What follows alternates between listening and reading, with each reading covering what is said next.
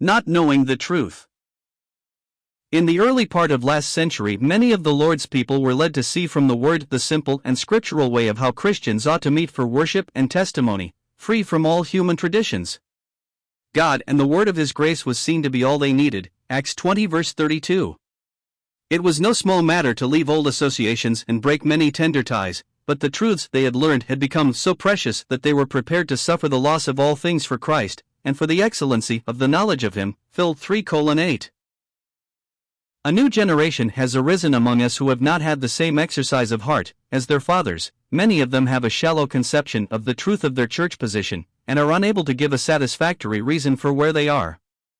Their parents were connected with the assembly and they, as a matter of course, attended until God revealed Christ to them as their Savior, and they took their place with His saints. Very likely this step cost them nothing. Others are among us because they like the way of gathering, or because they were saved at the gospel meeting. But if the question is asked as to what scriptural reasons have they for being in the assembly, how few can give a proper answer.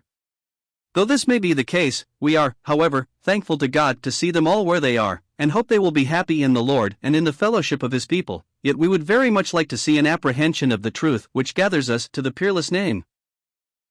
There is need for clear ministry of the Word bearing upon our church position, equally with the truth of our condition as saints.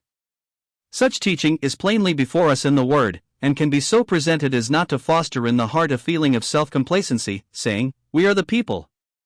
Nay, rather will the thought of the worthiness of Christ beget in the heart a devotion which surrenders all names for His name, and will foster a humility of mind at the grace of God in leading us into His truth.